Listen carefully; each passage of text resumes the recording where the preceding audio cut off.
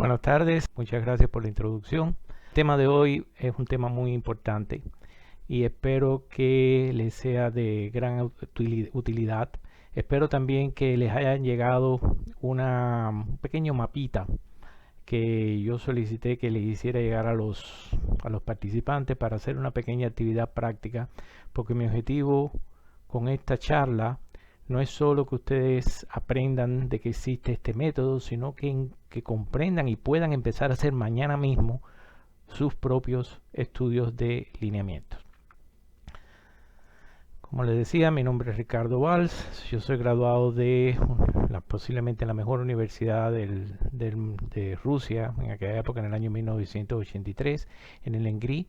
En la actualidad soy un PGO registrado en Ontario y también soy persona calificada. Esa carita sonriente que ven ahí a la izquierda, ese soy yo, acabado de graduar. En aquella época en Cuba ni siquiera teníamos cámaras a color, todo era blanco y negro. Aparte de esto, soy también el autor de varios libros de geología, de QA/QC, del uso de inteligencia artificial y aprendizaje automático. Y se pueden encontrar todos estos libros en Amazon. También una nota, no tienen por qué tomar notas físicas. Los que estén interesados en tener una copia de este PowerPoint, me escriben aquí a valsvg@gmail.com, yo se las mando. Y aparte tengo entendido que esto va a ser un video. Aquí les estoy mostrando también algunas otras fuentes de información. El de la derecha, Lineamiento Análisis, está en LinkedIn. Ambos están en LinkedIn. Aquí a la izquierda está mi colega, el doctor Vadim Galkin, que es el genio que hace todos los lineamientos en nuestros trabajos conjuntos. Y él también tiene un escrito mucho más técnico con todo el basamento teórico de los estudios de lineamientos. Esta presentación mía va a ser una presentación eminentemente práctica. Pero quiero comenzar con una historia. Había una vez 3 geólogos que estaban trabajando en un área que no conocían. Llevaban mucho tiempo trabajando, tenían un hambre que no veían y habían oído, ellos sabían, de que existía una leyenda de que en esa área había un castillo, y claro está, todos los castillos tienen que tener buenas cocinas, y ellos estaban buscándolo. Y efectivamente, después de mucho caminar, encontraron el castillo y comenzaron a caminar por los corredores y empezaron a encontrar indicios de que se estaban acercando a la cocina, como por ejemplo empezaban a oler y sentían el olor a comida, veían migajas de pan en el piso y demás. Y de esa forma, después de mucho caminar, llegaron a lo que era evidentemente la cocina. Pero la cocina estaba a oscuras y no se podía ver absolutamente nada. De estos 3 geólogos, uno era joven, otro era muy viejo y el tercero un intermedio. Y el más joven, de menos experiencia pero con mucho más entusiasmo, comenzó a caminar por todas las partes de la cocina tratando de encontrar dónde es que estaba la cazuela que tenía la comida. Y claro está, no encontró nada. El geólogo de más experiencia dijo, ok, yo voy a hacer esto de una forma sistemática. Comenzó a caminar sistemáticamente de izquierda a derecha, de derecha a izquierda, de izquierda a derecha, y así es seguro que en algún momento se iba a encontrar la comida. El tercer geólogo sencillamente se acercó a la pared y prendió la luz.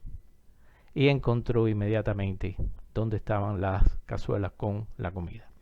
Esta presentación es acerca de ese tercer geólogo, el geólogo que prendió la luz y encontró dónde se encontraba el depósito. Ahora, ¿por qué es necesario este método? Yo entiendo que una gran parte de los que me están escuchando son estudiantes, pero espero que hayan representantes también de la industria. Y también ustedes estudiantes en algún momento van a llegar a trabajar en la industria. Y la necesidad de este método es que el proceso de descubrir un depósito normalmente puede durar hasta 10 años y se pueden gastar entre 1.5, 2, a veces hasta 3 millones de dólares para después de 10 años y 3 millones de dólares decidir, no, aquí no hay nada. ¿Y por qué es tan caro? Bueno, porque el proyecto como tal va a tener una etapa de levantamiento geológico, vamos a tener también la ayuda de la fotografía satelital, después vamos a hacer muestreos de suelo, ya sea geoquímico, geofísica, etcétera. Después vendrán los levantamientos geofísicos, muchísimo trabajo de investigación y interpretación de resultados, hasta que por fin podamos llegar a la etapa final de todo el proceso, que es la perforación.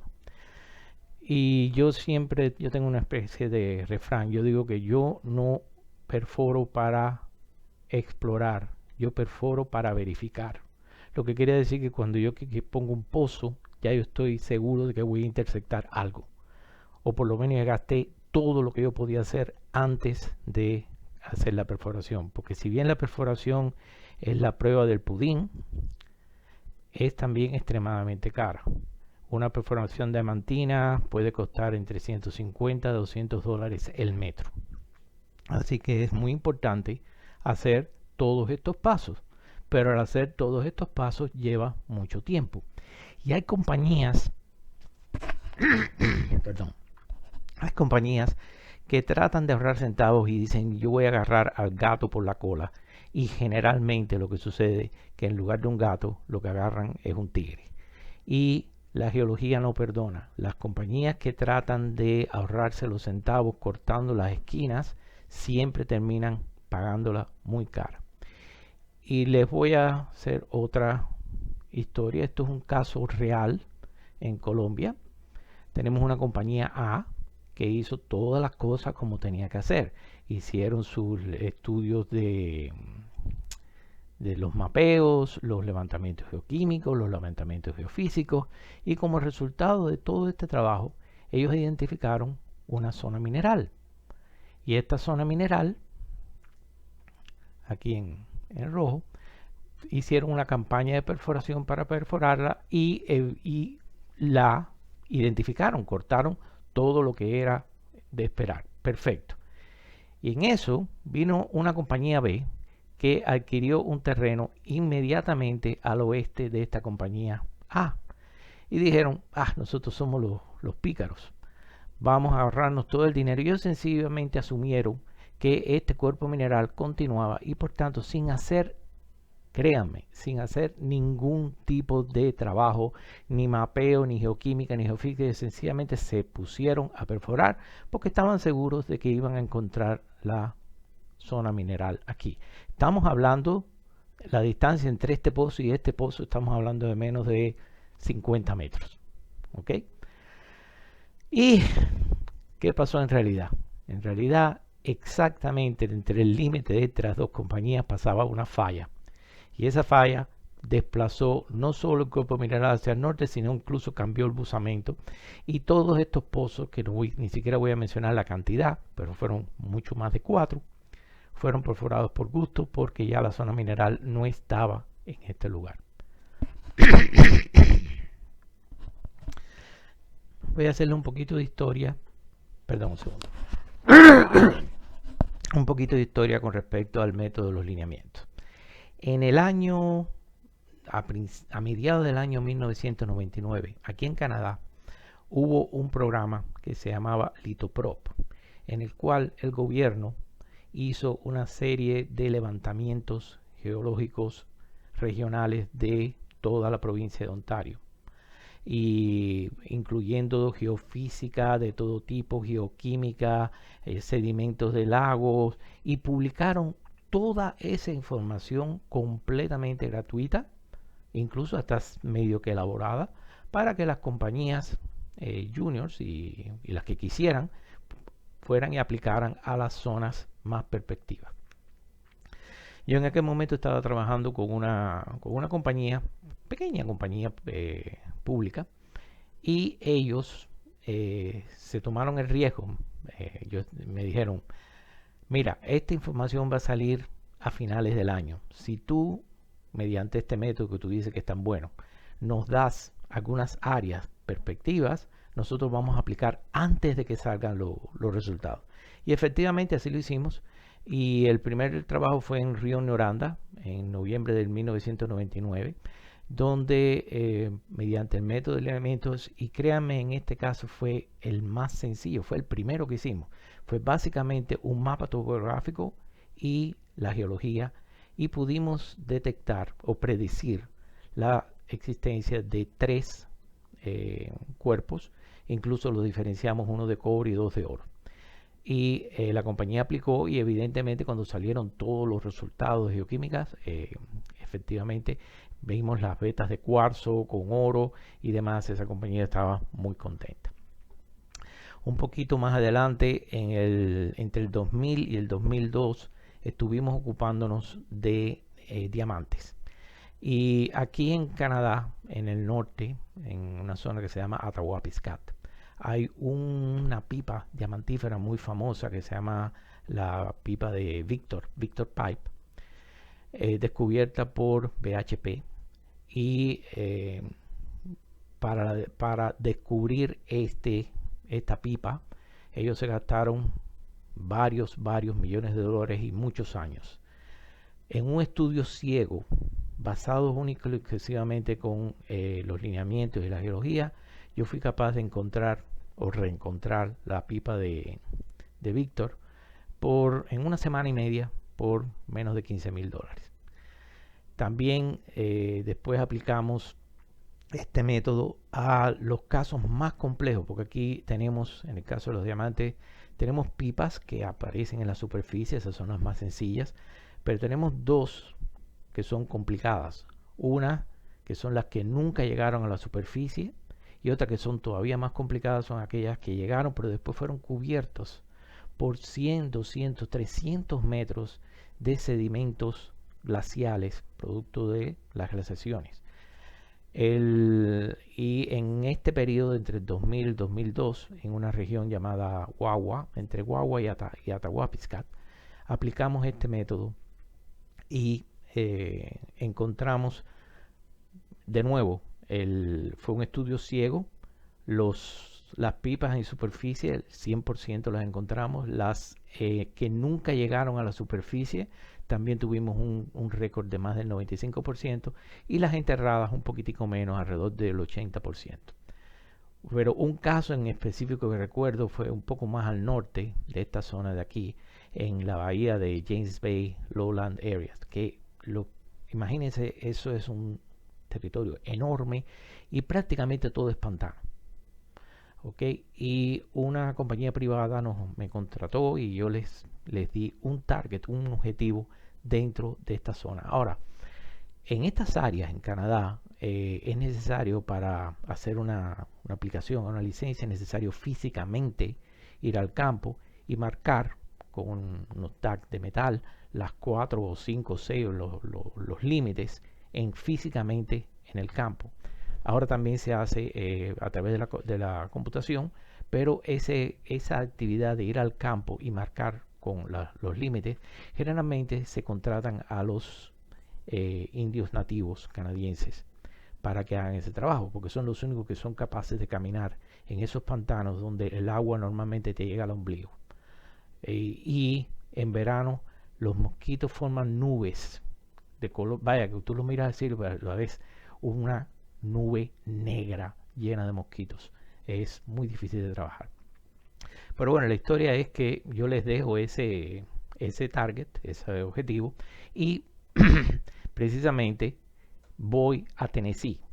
En Tennessee, que es un área petrolífera, de nuevo estábamos haciendo un estudio, pero en este caso para petróleo y gas. Y mientras estaba aquí, un día recibo una llamada telefónica, ¿no?, de Canadá, y yo sé que es la compañía esta de diamantes.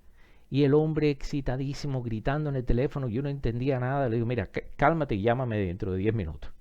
El tipo me llama dentro de 10 minutos y me da la noticia de que cuando los aborígenes llegaron allí al primer lugar, era puro pantano.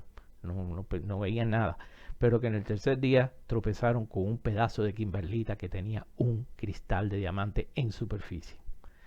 Esa compañía es privada, sé que están trabajando, pero ellos no reportan resultados. En el caso del petróleo y gas de Tennessee, este método, y déjenme ya poner una nota aquí, este método va a funcionar para cualquier tipo de depósito que esté o controlado o formado por estructuras. Si ustedes tienen un depósito que está controlado o formado por estructuras, este método de los lineamientos es el más sencillo y eficiente para que ustedes puedan encontrar su depósito. En el caso específico de Tennessee, hay una ley en Estados Unidos que si tú descubres un campo petrolífero, automáticamente tienes un NSAR del 10% o algo de eso. Y cuando yo termino de elaborar todos estos datos de aquí, yo estaba contentísimo porque yo había descubierto un nuevo campo petrolífero. Y cuando les presento los resultados a los clientes, yo esperaba que estuvieran dando brincos de alegría, pero no, estaban de lo más tranquilos. Y digo, ¿qué pasa? Y dice, no, nosotros sabemos, tú no descubriste nada, ese es el campo de Oneida. Sencillamente nosotros queríamos saber si el método funcionaba y te dimos un área que ya era conocida. Ok, esas cosas suceden. Después se les acabó el dinero y no pudimos hacer el trabajo en otras zonas de mayor interés. En el 2007 estuvimos trabajando, yo trabajé como 3 años seguidos en Guatemala, específicamente en el níquel, las lateritas. 4.600 kilómetros cuadrados de lateritas descubrimos en un periodo de 2 a 3 años allá. Y el método de los lineamientos fue una de las herramientas principales que utilizamos para encontrar estos depósitos. Un caso más reciente en Boyacá, Colombia, una zona esmeraldífera, en el 2013 hicimos un trabajo para un cliente y de entrada, antes de que ellos fueran al campo, pudimos reducir el área de perspectiva en un 70%. O sea que el cliente pudo coger todo su presupuesto y utilizarlo en la zona más perspectiva. Volviendo al caso de la cocina, yo les dije dónde estaban las cazuelas.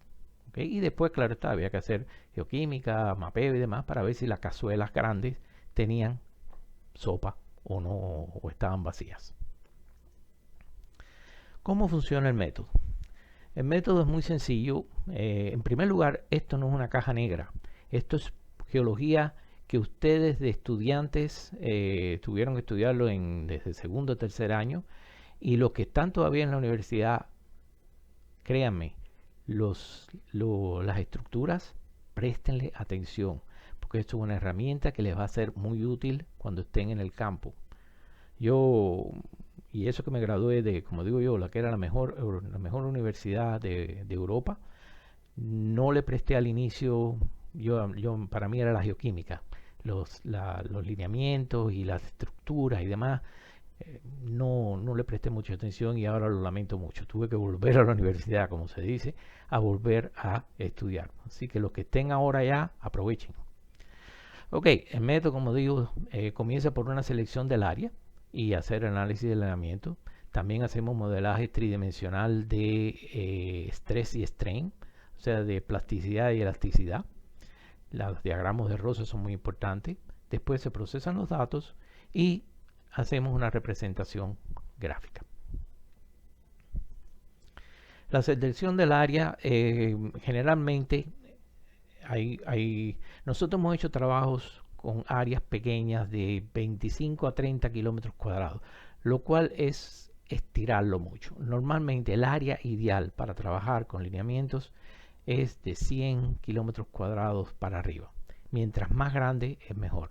Y una de las razones es que si por ejemplo ustedes tuvieran aquí en esta esquinita de aquí abajo una estructura circular, ¿okay? Una estructura circular dentro del área luciría sencillamente como una estructura lineal, porque lo único que están viendo es un segmento de esa estructura circular. Por tanto, el área debe de ser lo suficientemente grande y aparte de eso, ustedes deben de tener, ¿cómo se llama? Una zona de buffer de alrededor de 1 kilómetro alrededor del área interesante. Esto se hace, y lo van a ver después cuando explique los modelajes tridimensionales, para evitar las deformaciones extremas que suceden en los bordes del área cuando hacemos los modelajes tridimensionales. Lineamientos son varios, pero nosotros trabajamos fundamentalmente con los principales, secundarios, a veces terciarios y siempre los circulares. Principales son aquellas líneas más o menos rectas, no tienen por qué ser líneas rectas, pueden ser un poco onduladas, pero que tienen cierto alineamiento, que son como mínimo de 10 kilómetros para arriba. Las secundarias de 5 a 10, las terciarias de 1 a 5 y las circulares, que pueden ser circulares como lo ven aquí, o elípticas o semicirculares o arcos, no tienen que tener un tamaño exacto. Entre los libros y las fuentes que yo dejé, al que mostré al inicio y que voy a mostrar de nuevo al final, este trabajo que yo les mencionaba del doctor Vaden-Galkin, hay una explicación de por qué las estructuras principales son tan importantes, y es el hecho de que las estructuras principales, siempre y cuando sean mayor de 10, 20 kilómetros cuadrados, se mantienen activas siempre. Y si hay una reactivación regional, son las primeras que van a reactivarse. Por eso que son muy, muy importantes determinar las estructuras principales. Y les digo, nosotros hemos hecho estudios de este tipo en Nevada. Y lo que conocen en Nevada, Nevada es un desierto. Y son dunas de arena que se van moviendo. Y este doctor Galkin, que es un genio en este límite, esta situación, tiene 2 doctorados en análisis estructural, fue capaz de identificar lineamientos principales y secundarios en un área de desierto por el efecto que tiene las estructuras principales. Esto es muy importante a la hora de entender el sistema. Y ahora quisiera pasar y hacer un ejemplo práctico con ustedes. Todos ustedes debieron de haber recibido un mapita como este. Por favor, lo que yo quiero hacer con ustedes es que ustedes encuentren los lineamientos primarios y secundarios y circulares. No vamos a meternos en los terciarios porque sería mucho tiempo, pero quiero que con su hojita, con un lápiz, marquen las estructuras principales, los alineamientos principales que ustedes van a ver. Y para darles una idea, aquí tienen uno. Esta línea que ustedes ven aquí, que se va doblando un poquito por acá, eso es un lineamiento principal. Les voy a dar 2 minutos para que me encuentren los lineamientos principales nada más.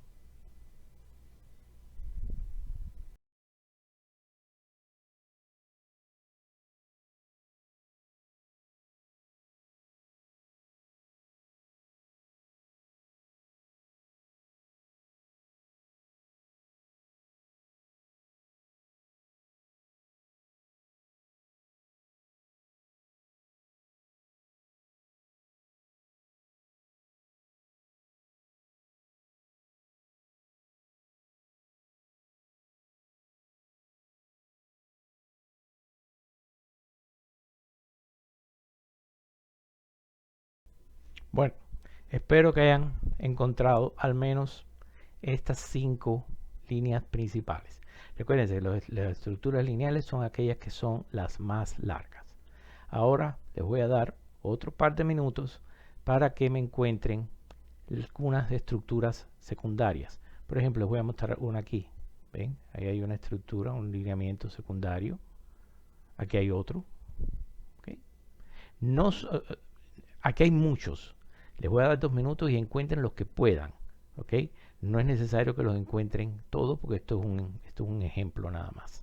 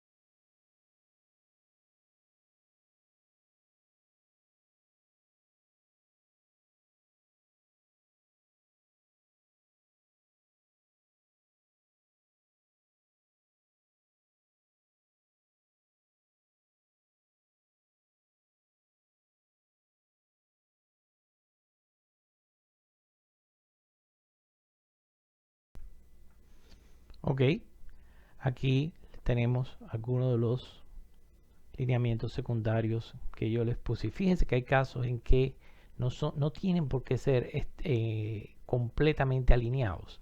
¿Okay? En la mayor parte de estos sí son líneas rectas. ¿Ok? Les voy a dar solo un minuto para que me encuentren al menos una estructura circular.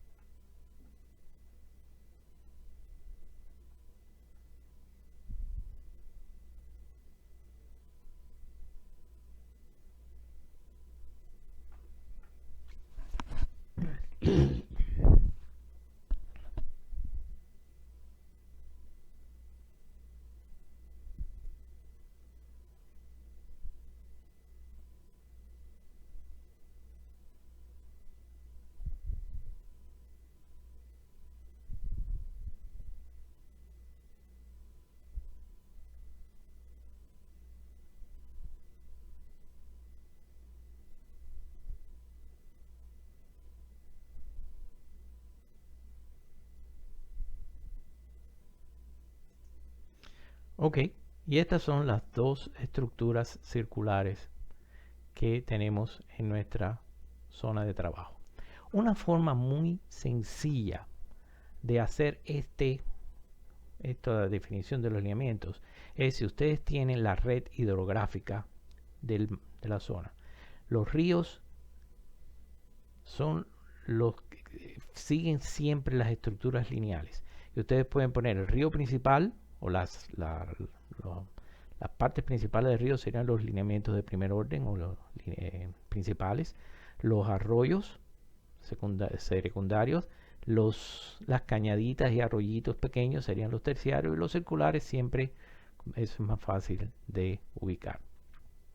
Ahora, una vez que tenemos Otra cosa que es importante, es un truco que mi colega Vadim hace todo el tiempo, es cuando ustedes tienen una imagen, porque ustedes pueden obtener estos lineamientos, no solo a partir de una base, de un modelo de elevación digital o una base topográfica. Ustedes pueden coger, por ejemplo, geofísica, mapas de geofísica. Son muy buenos, sobre todo gravimetría, son muy buenos para definir zonas de estructuras circulares. O la magnetometría, que muchas veces forma perfectas líneas asociadas a fallas. Por tanto, no es solo la topografía, sino cualquier tipo de mapa. Y una de las técnicas que mi amigo utiliza es de coger el mapa y rotarlo, y rotarlo, y rotarlo en 90 grados, porque hay veces que mirando el mapa desde otro ángulo pueden ver lineamientos que no vieron antes. Si están trabajando con una imagen y algún programa como Adobe o demás, pueden sencillamente cambiar la posición de la luz, ¿okay? De este a oeste, de norte a sur, y van a encontrar nuevos lineamientos.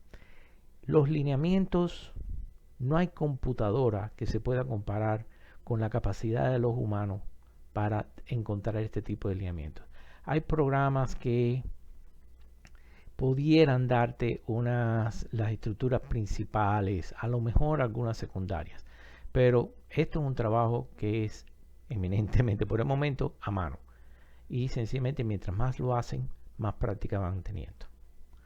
El siguiente paso ya hemos descubierto las estructuras lineales, secundarias y las circulares. Como dije, las terciarias, por ejemplo, todas estas pequeñitas cositas aquí serían terciarias. ¿Okay? No hacen falta, hacen falta, pero no para esta presentación. Lo que hacemos después es ponerlo todo junto y ubicar las intersecciones entre todos estos tipos de lineamientos. Aquí yo no los marqué todos, marqué unas cuantas nada más para que tengan una idea. Pero aquí habría una, que habría otra, ahí habría otra, ahí habría otra, todo donde se intersectan los principales con los secundarios, los principales con los circulares, los secundarios con los circulares, todos esos lugares hay que marcar las intersecciones. Y la suma total de todas estas intersecciones nos van a dar una idea del grado de penetrabilidad, de qué tan triturada puede estar la roca, y esas zonas son muy importantes para garantizar el fluido de ya sea hidrotermal, metasomático y demás. Ahora, ¿cómo contamos los lineamientos? Y le estoy dando el sistema, como yo digo, mañana si ustedes quieren pueden coger esta presentación, ponerla aquí al lado, coger su área y empezar a hacer esto. Ya lo podrán hacer porque les estoy explicando todo lo que hay que hacer. El siguiente, en el momento de contar los lineamientos, ustedes tienen que definir, ok, ¿cuál es la grilla? ¿A qué escala yo voy a hacer mi estudio de lineamientos? Y la escala puede ser, como digo, de 1 en 1000 hasta 1 en 100.000. En este caso que ustedes tienen aquí, tienen una área que cada cuadrito son aproximadamente 5 kilómetros cuadrados. Pero no importa, puede ser 1 kilómetro cuadrado, eso es lo de menos. El grado de detalle lo da lo que el cliente paga por hacer este estudio. Porque claro está, mientras más detallada es la malla, más tiempo nos demoramos en hacer todo este conteo. Y lo que se hace es entonces ir cuadrícula por cuadrícula, y en cada cuadrícula contamos cuántas estructuras principales, secundarias, terciarias, circulares, la cantidad total de intersecciones y las intersecciones entre cada una de los tipos de lineamientos. Por ejemplo, en este cuadrito de aquí en rojo, que yo les puse aquí, ahí tenemos dos estructuras principales, una secundaria, una intersección entre principal y secundaria, y en total una intersección. En este otro ejemplo que les voy a poner aquí abajo, aquí tenemos dos principales, una circular, dos intersecciones entre la principal y la circular, y un total de 2 intersecciones. Durante muchos años, les digo, nosotros empezamos a hacer estos estudios en 1999. Durante muchos años nosotros contabilizamos esto a mano, y es una de las cosas que llevaba más tiempo. En estos momentos, gracias a la cooperación de un programista que nos hizo un programa que nos permite contar, no hacer los lineamientos seguimos haciéndolo nosotros a mano, pero nos facilita mucho la contabilidad de todas estas estructuras, y eso nos ahorra por lo menos 2 o 3 días de trabajo. Déjenme ahora, antes de pasar a la interpretación final, demostrarles una de las cosas más interesantes que tiene este método, que es el modelaje plástico y elástico. Y si bien lo que yo les he explicado hasta ahora lo pueden empezar a hacer mañana mismo, ya esto requiere un poco más de experiencia, y es mejor que este tipo de estudio lo haga un especialista. El modelaje plástico, lo que se hace es crear un modelo con arcilla, arena y demás, y se monta sobre un sistema de 2 tablitas que van a ser o compresión o distensión o rotación y demás. Y en la arcilla marcamos las estructuras principales. ¿Se recuerdan al principio que yo les decía que debía de haber un buffer, una zona de 1 kilómetro cuadrado alrededor del área que nos interesa, que es esta? Es precisamente para evitar el efecto de distorsión, que cuando hagamos las deformaciones siempre va a ser mucho más intenso en los bordes del modelo. Lo que a nosotros nos interesa es cómo afecta, por ejemplo, si comprimimos este material, cuáles lineamientos van a abrirse y cuáles lineamientos van a cerrarse. Y en cada tipo de deformación, y tenemos en total 32 tipos posibles de deformación, al terminar la deformación tomamos una fotografía del modelo y vemos, el objetivo es definir cuáles son las que se abren y cuáles son las que se cierran. Claro está, lo que a nosotros nos interesa son aquellas que se abren.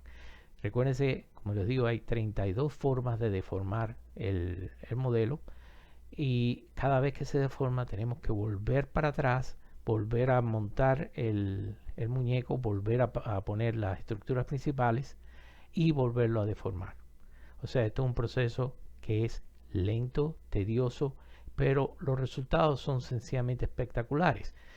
Incluso cuando nosotros no sabemos cuáles son en qué dirección fueron los movimientos estructurales, tectónicos, regionales, sencillamente siempre va a ser una de estas 32 formas. Como les decía, cada vez que se deforma se toma una fotografía y se superponen todas las fotografías. Y aquí obtenemos un mapa en color, en el cual en rojo son aquellas zonas donde no importa cuál tipo de deformación se aplicó, siempre se mantuvieron abiertas. En azul son aquellas que siempre se mantuvieron cerradas, y en verde las intermedias. Y claro está, a nosotros es muy fácil de digitalizar esta información y obtener un mapa como el que ustedes ven aquí. Esto es un proyecto en México en el cual, sinceramente, y ustedes verán al final, únicamente basado en el método de lineamiento y el modelaje tridimensional plástico y elástico, pudimos encontrar la zona mineralizada. Ahora, ese era el modelaje tridimensional plástico. El elástico, utilizamos el mismo sistema, las mismas 32 deformaciones, pero el modelo se hace con gelatina. Y en esa gelatina se marcan los lineamientos principales, y todo el modelo se pone sobre una hoja de papel polarizado y se pone un bombillo por debajo con luz. ¿Qué pasa? Al hacer una deformación, ustedes van a obtener un gráfico de difracción como el que están viendo aquí, donde las zonas en rojas son aquellas que se abren más, las azules son aquellas las que están más cerradas. Y de nuevo, cada vez que deformamos, tomamos una fotografía. Hay 2 ventajas grandes del método elástico. Una, que cuando quitamos el efecto de la deformación, la gelatina vuelve a su posición original, y por tanto es un método más rápido. Lo segundo es, bueno, muy bonito también. Y lo tercero es que una vez que terminamos el estudio, sencillamente nos comemos la gelatina. Y aquí tienen una representación. Este es el mismo proyecto de Licito. Aquí estaba el método elástico, aquí estaba el método plástico, y donde ustedes encuentren una superposición de estos dos, por ejemplo, aquí no existe, pero esta zona de aquí, esa es la mejor zona que ustedes van a tener en su área. Es donde, como les digo yo, es donde está el volumen. La estrategia de este método es que ustedes, antes de poner un pie en el campo, antes de gastar dinero en geoquímica, en geofísica, en mapeo, van a determinar si el área de ustedes tiene la potencialidad de que tenga un volumen. Porque si ustedes no tienen un volumen, no importa lo lindo que sean las anomalías geoquímicas en el área. Eso puede ser un pedazo de un nugget de oro que cayó en la muestra por casualidad. La estrategia aquí es determinar al inicio si en el área de ustedes existe la posibilidad de un volumen. Y después, con la bioquímica, la geofísica y demás, determinamos si ese volumen tiene o no mineralización. Ok. A todo esto podemos añadirle cuántos niveles de información ustedes tengan a la mano. Como les decía, si tienen levantamientos magnéticos, de gravedad, de PI, de radiometría, de geoquímica, imágenes satelitales, todo lo que tengan, todo eso pueden añadirlo al estudio de lineamientos y al estudio de deformación 3D, ya sea plástica y elástica. Y la única cosa, el único requerimiento es que el área que, o sea, la base de datos que ustedes cojan tiene que estar cubierta completamente por el área. No, por ejemplo, en esta casa de aquí, donde la mitad del área no tiene datos, eso no nos resuelve. Para poder unificar estos distintos niveles de información, estas distintas fuentes de información, es imprescindible que el área de estudio embarque completamente todos los datos que estamos analizando. Les voy a dar un pequeño truco, porque en muchos casos nosotros tenemos, sobre todo cuando trabajamos en áreas que históricamente han sido estudiadas, pero que no tienen la información digital. Tenemos los mapas físicos. Bueno, esto es un truco muy sencillo. Si ustedes tienen cualquier programa como Adobe, GIMP y demás, que tienen la imagen ahí, ustedes cliquean en el gotero y van con ese gotero, van cliqueando en los distintos, hacen una malla, una grilla y van cliqueando. Y cada vez que cliquean en un lugar, aquí les van a tener una descripción del RGB o del red, green, blue en porcientos o en puntos. Si ustedes pueden coger esta información y ponerla en la tabla en Excel. Puede ser la RGB, puede ser las CYMK, que son 4. Y de esa forma es extremadamente lento, pero es muy eficiente para convertir cualquier mapa físico en una información digital y de esa forma introducirla en nuestros estudios. Y aquí, por ejemplo, yo les recomiendo mucho GIMP. Lo pueden bajar aquí en gimp.org, que hace este tipo de trabajo muy bien. Ok, una vez que tenemos todos nuestros datos, lo que hacemos es integrarlos utilizando el análisis de correlación.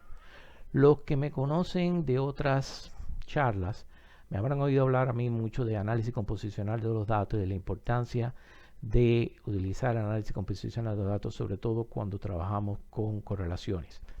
Sencillamente tengan en cuenta que yo tuve en cuenta el análisis correlacional al hacer el análisis de correlación. Y el análisis de correlación lo que nos permite, lo que nos resuelve es unificar todos estos mapas distintos en un solo mapa que yo le llamo el mapa pronóstico. Los que han trabajado con las imágenes satelitales hiperespectrales es algo similar, pero no totalmente no es lo mismo. El hiperespectral ustedes tienen 500, 700 niveles y por ejemplo lo que la interpreta dice, ok, yo voy a coger este layer, este nivel y la suma de estos tres va a ser la cantidad de morilonita que hay. Y la suma de este con este va a ser el óxido de hierro. Eso no es lo que hace nuestro método. Nuestro método, que se llama el rango de coeficiente correlacional, compacta todos estos niveles en un solo mapa. Y ese fue el aporte mío a este trabajo de lineamientos, fue encontrar la fórmula matemática para poder hacer esto. Otro campo de información que ustedes pueden tener son los diagramas de Rosa, que es uno de los estudios más sencillos que se pueden hacer. Y en este momento hay aplicaciones en los teléfonos de celulares inteligentes como Lambert o Clino o cualquiera de ellos, que te permiten hacer cientos de mediciones estructurales en cuestión de minutos. Y generalmente ustedes han visto estos mapas, que es la representación gráfica de los diagramas de Rosa. Yo lo que hice fue encontrar la forma de convertir este gráfico en una unidad de medida. Y este diagrama de flujo lo pueden ver después con más calma, pero por ejemplo, las preguntas son, ¿el diagrama de Rosa es complejo? O sea, ¿tiene más de 3 puntos? Digamos que sí. Si hay un punto que es mayor que los demás, digamos que sí, entonces un elipsoide y le doy el valor de 5. Digamos que es no, y digo, si todos tienen más o menos el mismo tamaño, entonces un círculo le doy el valor de 4, o si no, es irregular y le doy el valor de 9. Y así cada una de estas diagramas de Rosa se puede convertir de nuevo en un dato. Y esto es un ejemplo de la tabla de datos. Generalmente estas tablas llegan a tener, como digo yo, 2 o 3 metros de largo. Esto que están viendo ustedes solamente son la parte de los lineamientos.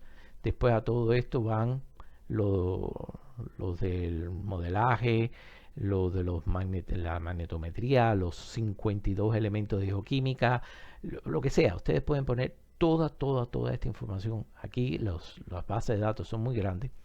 Y aquí quiero añadir un pequeño paréntesis, sobre todo para los que están, no, para todos, para la industria y para la academia.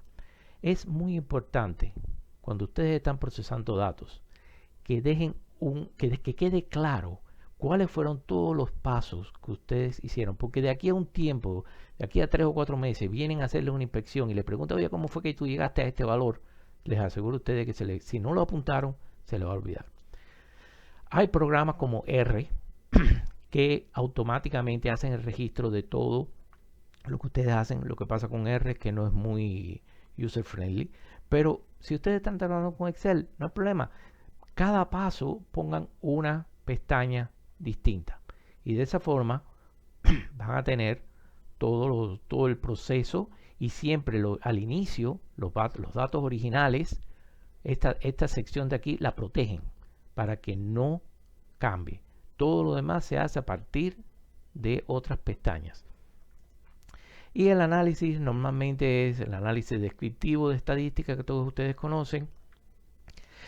Esta parte de aquí es la más interesante, claro está, no es parte de esta presentación. Esto es lo que yo le llamo el método de correlación, del coeficiente de correlación, que los que estén interesados, como les digo, aparte de charlas, hay cursos que yo estoy organizando en el cual se va a explicar en detalle cómo es que llegamos a la construcción de estos gráficos que son perfectos a la hora de interpretar la génesis de nuestros depósitos, asimismo como obtener un coeficiente que nos va a mapear el tipo en específico de mineralización que estamos buscando.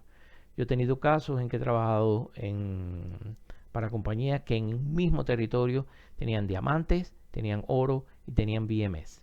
Y fuimos capaces de obtener los RCC independientes para cada uno de estos, de este tipo de mineralización. Por tanto, el RCC, herramienta número 1.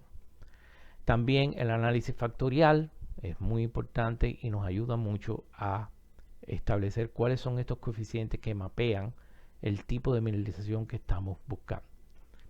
El resultado es que en vez de tener 150 mapas distintos, sobre todo cuando estamos trabajando con análisis multielementales de geoquímica o incluso los mismos análisis satelitales que vienen con varios tipos de mapas, vamos a tener solamente un mapa, este mapa que ustedes ven aquí, que le llamamos el mapa pronóstico, que como les digo, permite hacer toda la interpretación en un solo mapa. Esto es un caso real aquí en Armenia, Armenia el país, no la ciudad de Colombia, en el cual en un área inicial de más de 500 kilómetros cuadrados pudimos reducir en un 75% el área.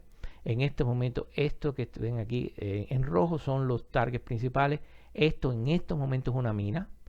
Esto de aquí se está explorando para hacer una mina y esto de aquí se está haciendo una campaña de perforación y hasta ahora los resultados han sido fantásticos. Estas dos no se han tocado todavía.